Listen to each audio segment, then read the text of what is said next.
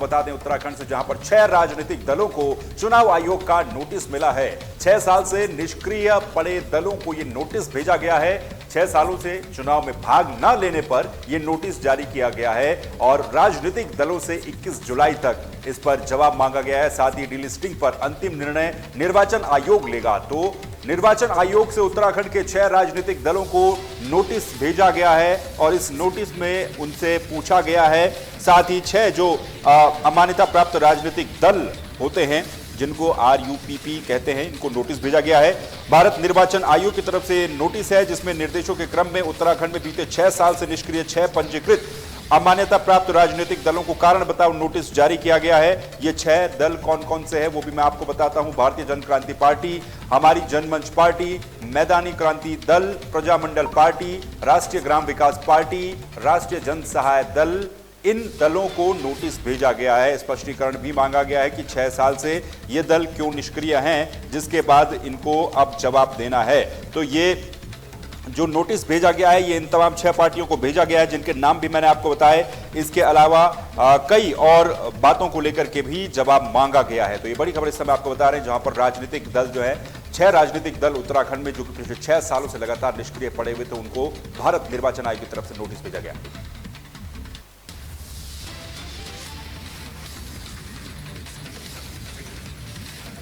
अगली बड़ी खबर आपको बता दें, धामी सरकार के 4 सालों पर कांग्रेस का निशाना देखने को मिल रहा है। कांग्रेस ने निशाना साधा है। 4 साल के कामकाज को कांग्रेस ने निराशाजनक बताया है।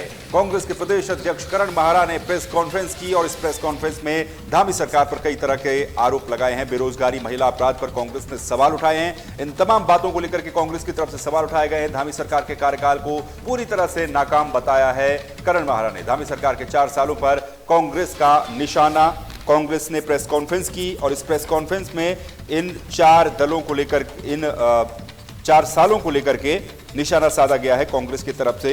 UCC समेत अपराध, अंकिता भंडारी केस, हरिद्वार वाला केस, इस तरह के तमाम मामलों को लेकर के कांग्रेस ने सवाल उठाया है और कांग्रेस के प्रदेश अध्यक्ष करण माहरा, उपाध्यक्ष सूर्यकांत धस्माना समेत कई कांग्रेस के नेता इस प्रेस कॉन्फ्रेंस में मौजूद रहे। और क्योंकि उत्तराखंड की पुष्कर सिंह धामी सरकार के 4 साल का कार्यकाल पूरा हुआ है, इसीलिए एक तरफ जहां सरकार अपने 4 साल के कामकाजों को गिनाने का काम कर रही है, दूसरी तरफ विपक्ष लगातार सरकार के ऊपर सवाल उठा रहा है और कांग्रेस ने पूरी तरह से निराशाजनक इन 4 सालों को बताया है।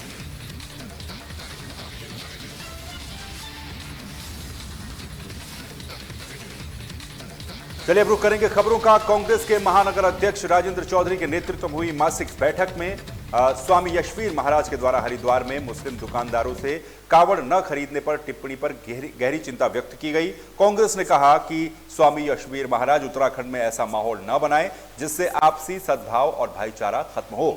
राजेंद्र चौधरी ने जोर दिया कि भारत सभी धर्मों से मिलकर के बना हुआ एक सुंदर गुलदस्ता है और इसे बिखेरने का प्रयास नहीं करना चाहिए। कांग्रेस ने पुलिस के द्वारा कार्यकर्ताओं से पुतला छीनने की घटनाओं को लेकर भी रणनीति तय की है।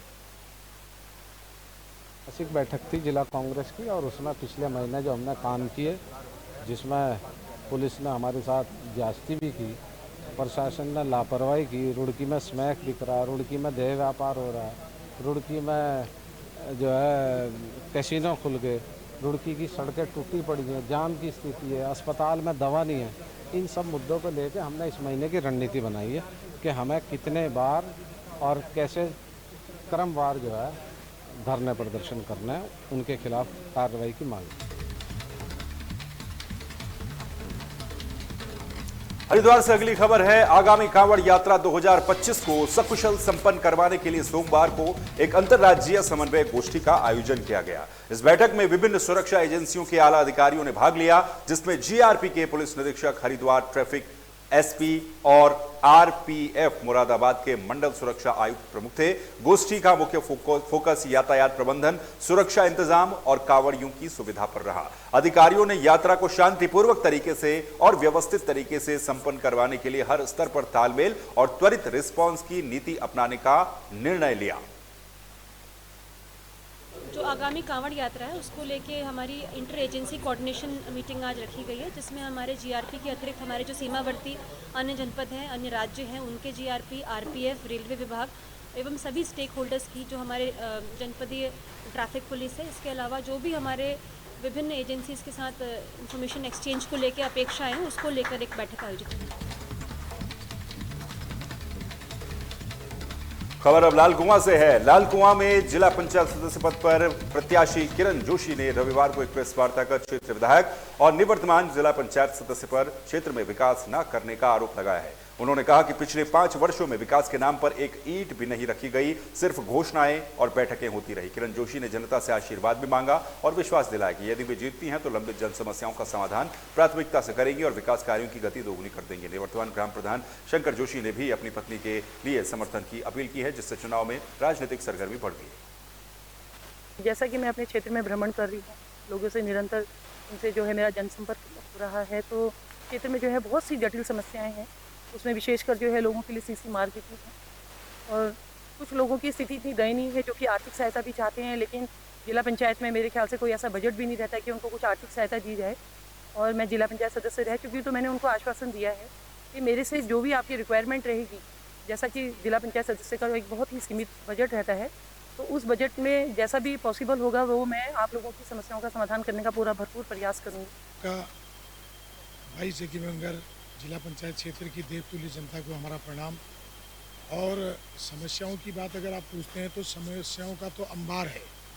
रोजगार कह लीजिए, बेरोजगारी ये चरम सीमा में है, और विकास की बात करो तो रोडों में पाँव से कमर से ऊपर के तक। लाल कुआं में तंजीम रजा कमेटी ने करबला के शहीदों की याद में एक शहीद आजम कॉन्फ्रेंस का आयोजन किया।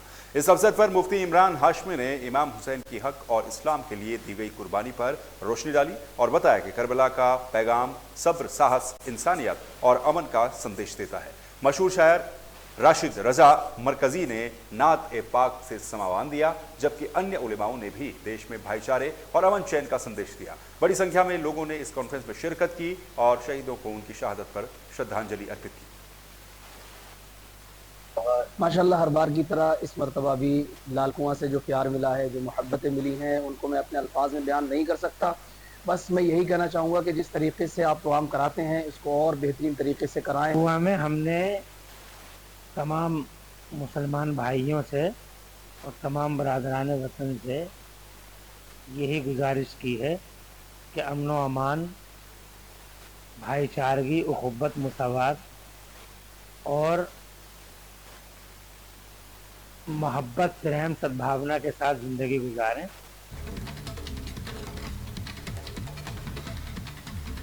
खबर उत्तराखंड में फिलहाल के लिए इतना ही। बाकी खबरों के लिए आप बने रहिए तहलका डिजिटल के साथ। नमस्कार।